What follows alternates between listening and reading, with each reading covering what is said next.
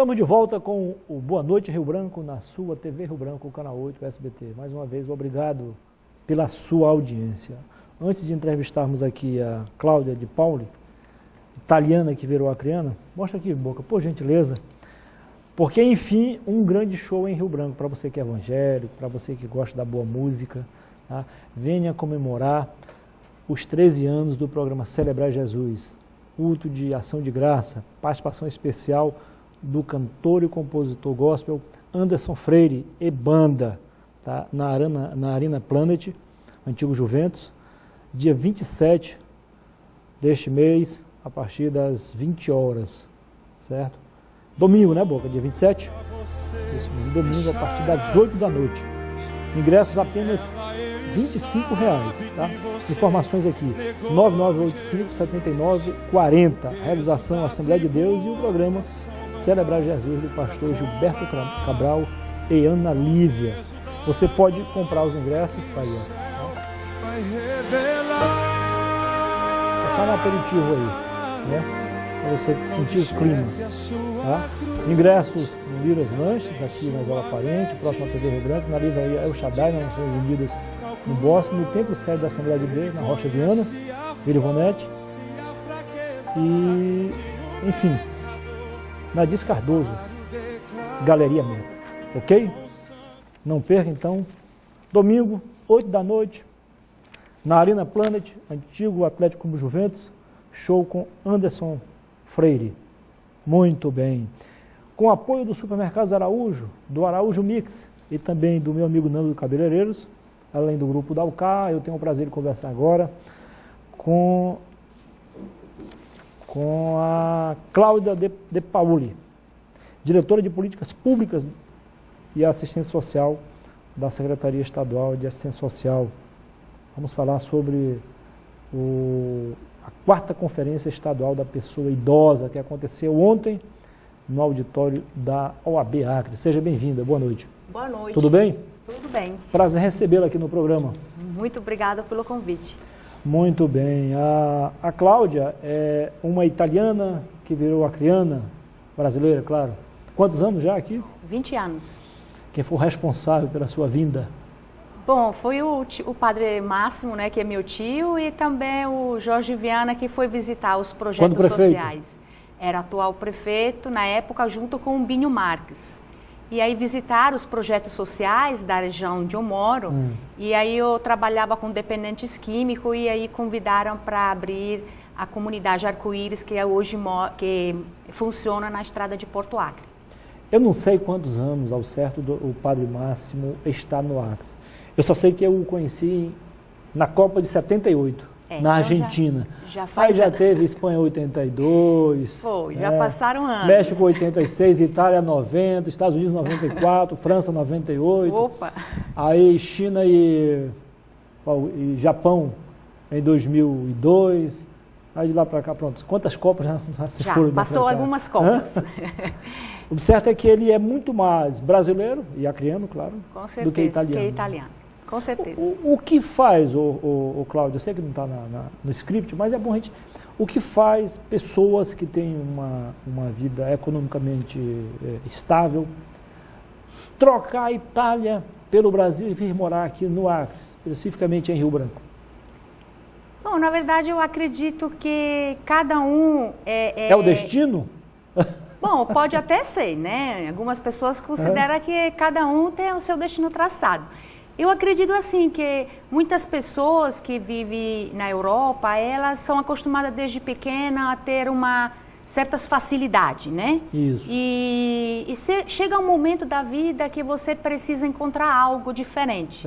Desafio.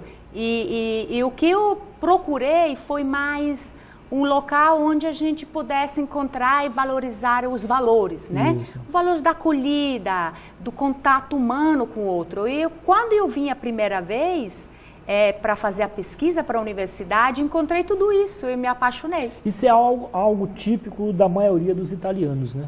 É. Eu não vou dizer que só tem gente boa na Itália, gente Não, ruim tem em todo lugar. o mundo todo mas tem. assim, é algo típico deles, né? Né? Os desafios. Eu acredito que o desafio maior é isso. Onde tem maior desafio, o italiano gosta. Os italianos que eu conheço aqui no Acre são pessoas assim que gostam de servir e sem exigir nada em troca. O Padre Máximo é o exemplo disso. O professor Mastrangelo, o eterno professor Mastrangelo, saudoso professor Mastrangelo, era outro exemplo, né? Mas porque isso muito é a cultura do italiano. Então, a questão do voluntário, desde criança, a gente é acostumado a viver isso. Então, eu desde meus 7 anos, eu via, muito pequena, meus pais sendo voluntário para a Cruz Vermelha. Eu fui também voluntária na Cruz Vermelha, depois fui voluntária em associações que trabalhavam com pessoas com deficiência e depois com dependentes químicos. Então, a minha vida foi no meio do voluntariado. Entendi. Então, isso faz a diferença também. A irmã Rita, que nos anos 80, 90, 2000, depois ela foi para outro estado, mas também deixou o seu legado aqui. Com certeza. Também. Mas tudo bem. Ontem foi um dia importante, especial. Né? Um dia especial. A 4ª Conferência Estadual da Pessoa Idosa, lá no auditório da UAB Acre, aquele prédio belíssimo. Belíssimo, né? Eu conheci nos últimos 2 anos mais 7 capitais brasileiras e eu, até por questão de curiosidade, eu fui fazer um comparativo em relação aos supermercados e também na sede das entidades. E percebi que os estados que eu visitei são bem maiores, bem mais ricos, bem mais potentes que o Acre, mas não tem uma sede igual a da OAB Acre. Com certeza. E com relação aos supermercados, reservadas as devidas proporções, estamos no circuito nacional também. Ainda bem. Né? Ainda bem. É sinal de que estamos em pleno crescimento, apesar de alguns percalços. Isso é normal, né? Falta de energia, essa safadeza continua aqui, não sei porquê, falta de vergonha, falta de compromisso com o Acre e com os acreanos. Né? Espero que isso seja corrigido com a nova direção, se bem que nós não dependemos daqui. Dependemos dos postes que vêm lá de Rondônia. Que coisa, né? Mas aí, como é que foi o encontro? Bom, nós podemos dizer hoje, nós fizemos uma avaliação e achamos muito produtivo o dia. Nós tivemos inicialmente, antes da conferência que aconteceu ontem, nós tivemos as 5 conferências regionais. Tivemos a participação de mais de 450 pessoas, em sua maioria idosos. Né? E a conferência ontem estadual, nós tivemos uma participação de 250 pessoas, em sua maioria idosos, participaram o dia todo, das 7 da manhã até as 18 horas da noite.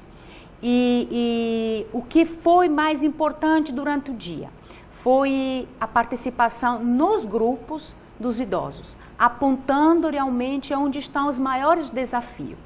Todo mundo concorda no fato que evoluímos muito nos serviços, nos programas, no acesso, mas que ainda temos muitas dificuldades, muitos gargalhos. Então, os idosos apontaram realmente quais são as maiores dificuldades nas diferentes políticas públicas. E por isso é um processo natural, Cláudia, né? Quando o poder público e a iniciativa privada também, em conjunto, começa a agir, começa a trabalhar, a demanda começa a aparecer também, né? Com certeza.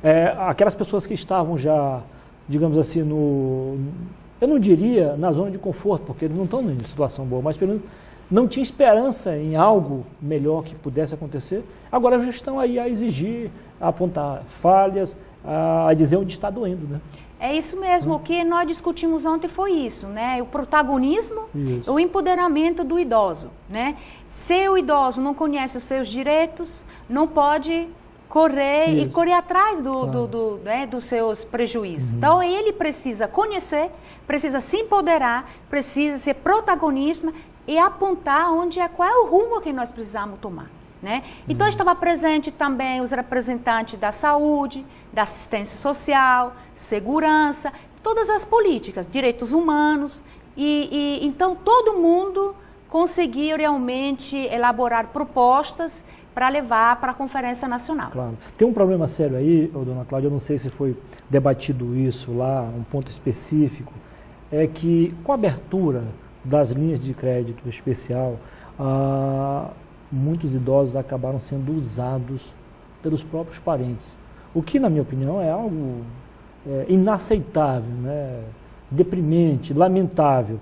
Como é que fica? Tem muitos idosos aí endividados, não sabem nem onde eles contraíram essas dívidas, porque foi alguém que burlaram alguma assinatura, né, e foram lá e negociaram em nome deles. Na verdade, ontem foi discutido um pouco isso e foi um pouco mais ampliada a discussão, né? Na verdade, a gente precisa primeiro debater o que precisa a sociedade fazer para sensibilizar as crianças, os adolescentes e os adultos no fato de respeitar e ter um cuidado carinhosos, né, com os idosos, porque isso é falta de respeito, né? É aproveitar do salário do idoso.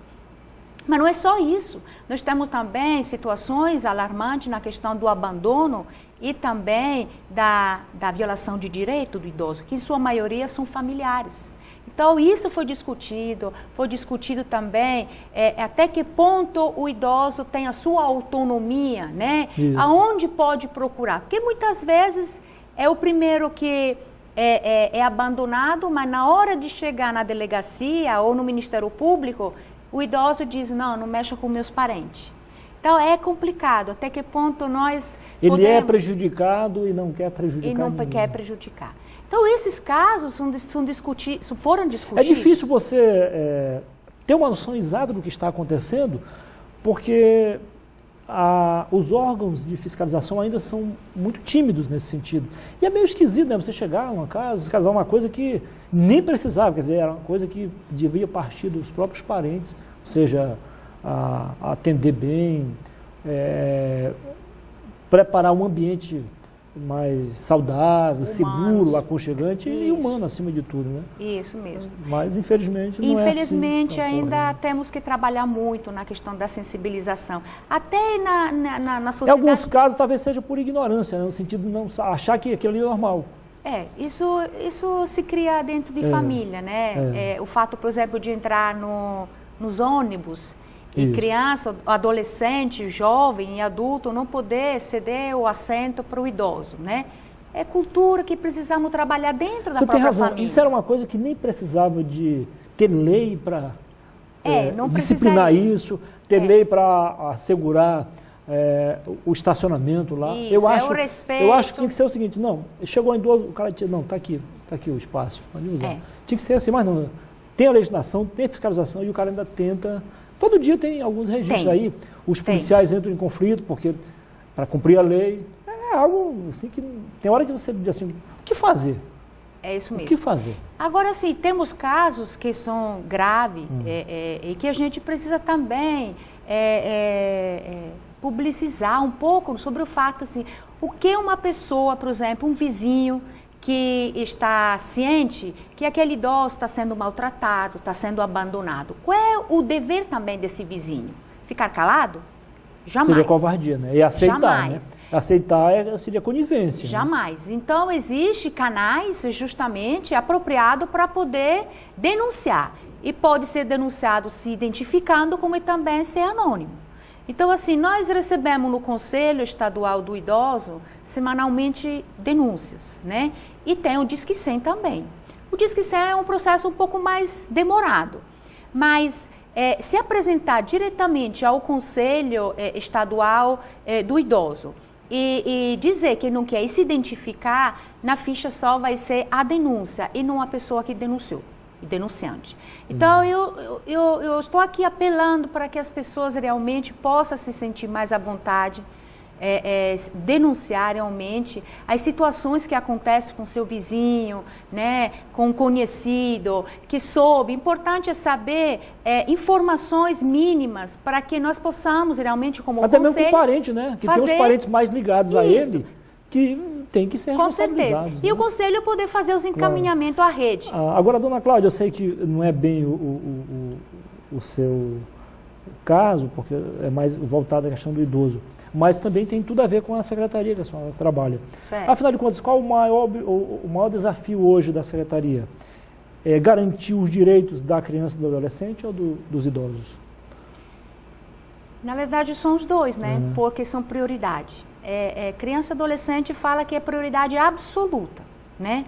Mas a gente não pode cuidar de criança e adolescente se não cuida também do idoso, que é o nosso futuro, né? E a gente sabe que, pela qualidade de vida, os idosos gradualmente estão aumentando, né? E se a gente vê as pesquisas, o levantamento do censo, né, do IBGE, a gente vê que a cada censo tem um aumento significativo no estado do Acre de idosos. Nós temos em torno de 50 mil idosos, né?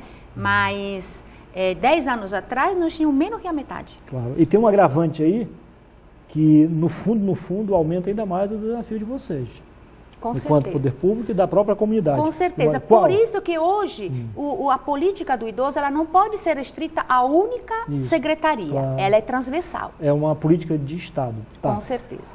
O agravante que eu me refiro é o seguinte, é que pesquisas comprovam que cerca de 25% a 30% das crianças oriundas de famílias de baixa renda ou de baixíssima renda, abaixo da linha da pobreza, estão sendo sustentadas pelos programas sociais do poder público e pelos próprios idosos.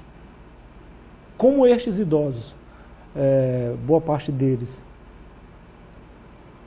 muitos, digo, estão endividados porque alguém foi lá e burlou, a assinatura falsificou, quer dizer, aí fica na pior eles e as crianças. E as crianças. É uma Difícil, realidade, né? é uma realidade que está sendo discutida a nível nacional. Tem proposta também de emenda, na verdade, de proposta de lei para modificar algumas regras, mas ainda é uma realidade do Brasil e que a gente precisa tomar muito cuidado quando, especialmente, a assistência social, através de CRAs e de CREAS, ela entra nas casas, faz a visita domiciliar e identifica tudo isso, né? Então, ela precisa estar muito atenta e fazer os encaminhamentos necessários. E a gente sabe que a população de Rio Branco é grande, mas nós temos a Secretaria Municipal de Assistência Social, que tem 7 CRAs, está ampliando mais esse número. Então, a ideia é justamente ter uma cobertura maior das famílias que são prioridade, que é do Bolsa Família. Os CRAs são instalados geralmente em bairros periféricos. Isso, em cada regional tem o seu CRAs e ele tem como principal objetivo acompanhar 1000 famílias ano. É claro que nós temos mais que 1000 famílias. Qual é a estrutura de um CRAS desse? São centros de referência em assistência social, né? Isso. Qual é a estrutura mínima deles? De estrutura física, tem estrutura também como recursos humanos, Isso, então depende do porte do município. Então nós temos o porte 1, que é o município de pequeno porte 1, que temos 15 municípios. No caso de Rio Branco, por exemplo? No caso de Rio Branco, a estrutura física ela é igual em todos os municípios, né?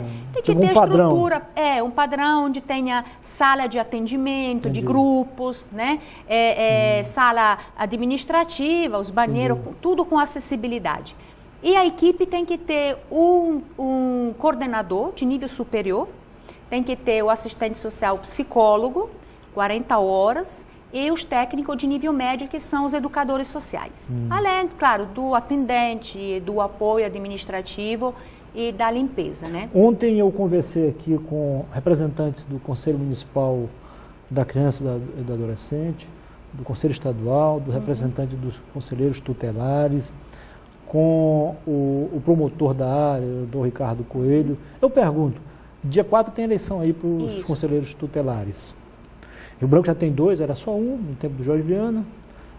Começou o processo no tempo do Jorge Calume, o Jorge Viana implantou, depois, eu acho que foi no tempo do Angelinho, o segundo, agora vai para o terceiro. Vai ter o terceiro. Tá. Existe uma integração contínua entre vocês, sobretudo nesse setor, e os conselheiros tutelares? Com certeza, é uma rede de atendimento, né? Então, ela pode ter entrada pela assistência social, como pode ter entrada a demanda pelo conselho. Então, são feitos os encaminhamentos, tem os fluxos definidos. Aí envolve a Secretaria de Saúde, de Educação. Com certeza, todos. Segurança até também, porque né? Quando você atende uma família, você tem que ver aquela família como um todo. Ver qual foi a causa, crime. Todas as situações. Se as crianças estão na escola, né? Muitas vezes a gente ainda se depara com crianças que não estão incluídas na escola, né? Por vários motivos. Nosso tempo está estourando, mas eu acredito que, e aí pesquisas científicas apontam nesse sentido, que tudo está ligado à miséria social, né? Infelizmente, os descasos acontecem geralmente nas famílias mais vulneráveis, né? Infelizmente. Fazer o quê, né? É uma realidade. É uma realidade, mas a gente está... a política hoje, a política nacional, e é uma política pública, ela está justamente aqui para se aprimorar. Com relação à assistência social, é uma política muito nova. Né? 10 anos é muito pouco, estamos engatinhando. Mas vamos chegar lá. Mas nós tivemos um avanço muito grande. Claro, já foi pior. Né? Com certeza.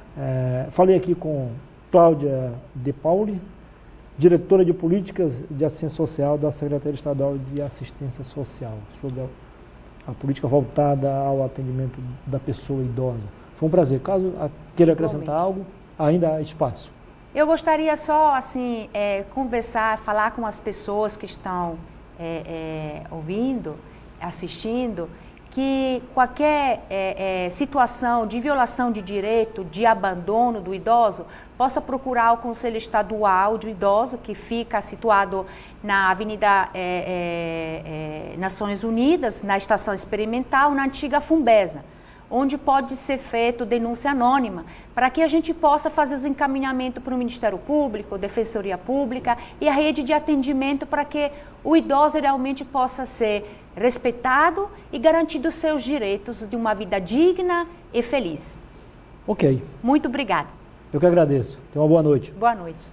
Muito bem. Antes de chamarmos o intervalo comercial, mandando aqui uma boa noite especial a todos os membros do grupo no WhatsApp aqui, né? Da Herbalife, do Parque da Maternidade, minha amiga Rosângela, a administradora, toda a equipe, né, o pessoal da Secretaria Municipal de Saúde e também os torcedores fanáticos, né, da Flacrianos. No início estava funcionando, né, o Flamengo engatou 6 vitórias consecutivas, aliás 7, mas depois desandou de vez, tem 2 partidas que ninguém sabe o que é vitória. A última foi caímos de 4 o Atlético Mineiro. Que vergonha, hein? Um time caríssimo como esse, pegar de 4 do Atlético, que tinha 3 dias antes, pego de 3 do Santos. Então, tá complicada a situação, né? Então, vamos de 4 de um time que pegou de 3. Fazer o quê, né? Depois do intervalo comercial, eu volto para conversar com o Edivaldo Pinheiro de Andrade.